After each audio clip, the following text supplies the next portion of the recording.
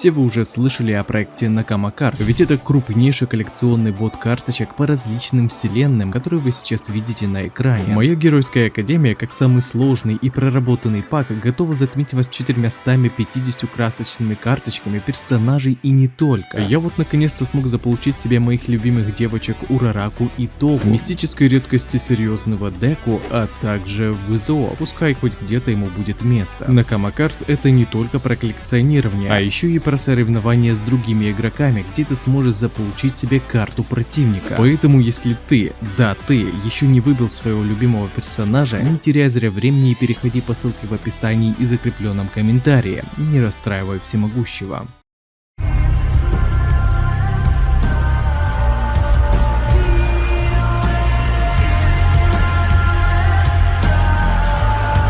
Возвращение главного героя в бой против восставшего ВЗО. Его руки были возвращены благодаря причуде Эри, однако остальное тело было все еще слишком повреждено, поэтому сражение будет не из легких. Тяжелая ситуация на поле боя. Все за одного учел свои ошибки в битве с Кацуки Бакуга и демонстрирует всю свою силу. Глава оставила какие-то двоякие ощущения, так что погнали начинать данный разбор. Ну а также напоминаю, что прочитать свою любимую мангу Манхва вы сможете на remanga.org. Здорово, ребятки анимешники, у микрофона Зик. А вот ребята, которые оставили свой коммент под прошлым роликом. Ну а мы начинаем.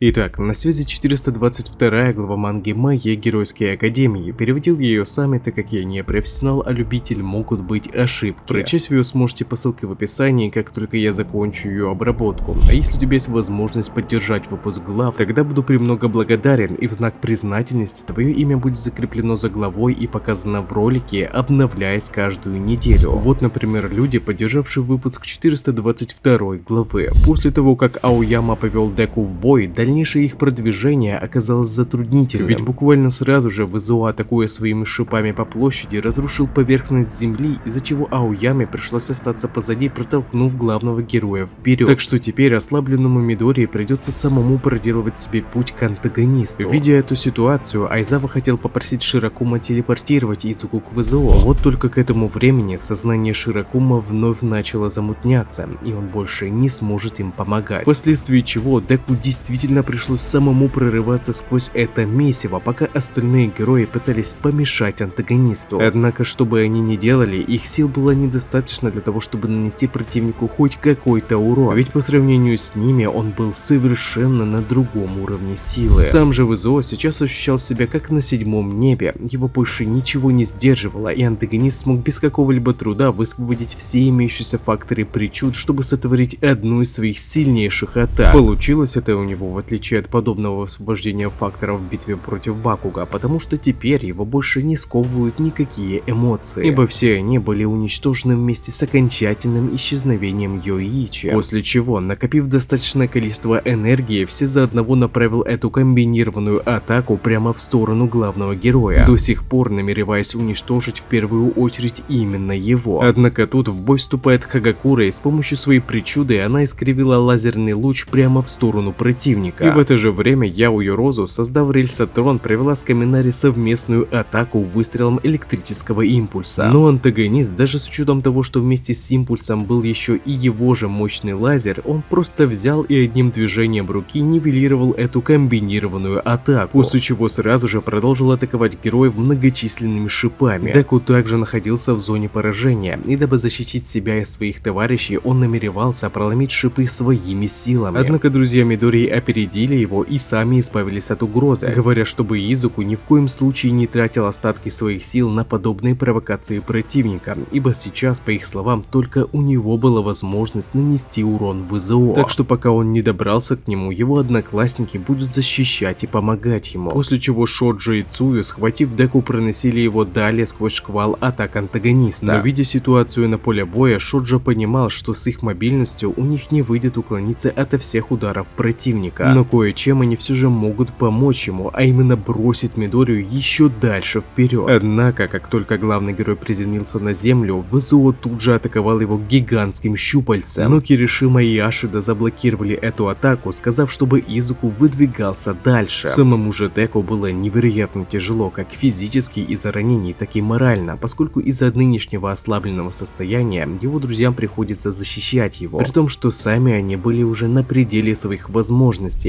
Но именно поэтому Мидория и не мог сдаться. К этому моменту все за одного начал задаваться вопросом, почему эти никчемные, слабые герои, в которых он даже и не видит противника, все еще продолжают сражаться. Однако после, смотря на главного героя, он понял, что причиной их самоотверженности был Мидория, который, несмотря на все свои трудности, делает все возможное. Антагонист снова целенаправленно попытался избавиться от ГГ, но Джентл, создав батут, дал его возможность увернуться и еще быстрее устремиться к противнику. Все за одного говорят, что этого не было даже у всемогущего, ведь хоть Изуку и слаб, но видя, как он старается изо всех сил, это заставляет других действовать и творить невозможное. Даже Яги подтверждает его слова, ибо только благодаря тому, что Деку в тот день их первой встречи побежал помогать Бакуга, несмотря на то, что он сам мог пострадать, заставило многих реально действовать, и в том числе и всемогущего, для которого Мидория в тот день стал величайшим героем. После чего мы видим, как Деку прорывается сквозь хаос поля боя и, слыша голоса поддержки всех, кто в него верит, Урараки, других одноклассников, даже президент США хотел, несмотря ни на что, отправить американских героев в Японию. Мидория настигает ВЗО и наносит удар по его телу. И среди множества людей, которые желали главному герою не сдаваться и делать все возможное, была также и мама Мидории. Наконец-то нам ее показали, а то все предыдущие главы, когда Хори показывал нам людей, смотрящих бой с антагонистом, было очень странно не наблюдать Инка ни на одном из многочисленных фреймов. Однако вместо того, чтобы радоваться, что Деку все же сумел добраться и поразить противника, меня почему-то не покидает смутное ощущение, что все прошло слишком гладко. Да, нам показали, как Мидория старался, но все случаи опасности достаточно быстро преодолевались, как будто ВЗО сам все подстроил для того, чтобы ГГ лично пришел к нему, и остальные не смогли помешать ему избавиться от Деку. Просто все за одного точно не отлетит от этой атаки протагониста, ведь злодей буквально недавно воскрес. Причем он также имел воспоминания еще и основного тела, так как знал о своем поражении в бою против Бакуга. У антагониста сейчас совершенное тело и очищенный разум от эмоций, из-за чего многократно возрос его контроль над причудами. А на другой чаше весов у нас Мидория с угольками ОЗВ, как было со всемогущим. И у меня постает закономерный вопрос, а насколько времени Деку вообще хватит тлеющих угольков в этом бою?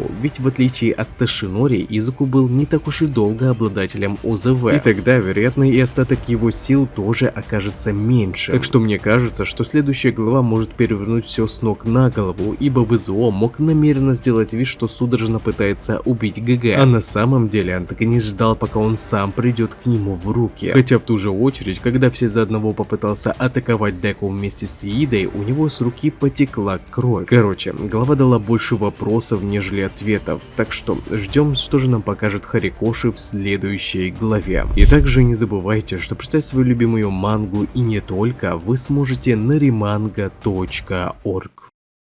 А на этом ролик подходит к концу. Пишите в комментариях, что вам понравилось, а что не понравилось, и несколько комментариев попадут в следующие ролики. Если тебе понравился ролик, тогда лайк и подписка для меня будет лучшей благодарностью. А также не забываем про колокольчик, ведь в последнее время не всем приходят уведомления. Всем спасибо за ваш просмотр, мирного неба вам над головой и всем пока-пока.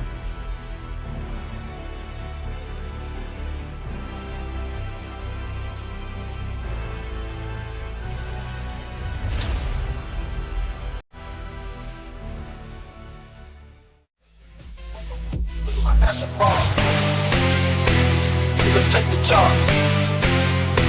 Look at my action bar. Take the charge. I'm letting you walk the walk. Look at my action bar.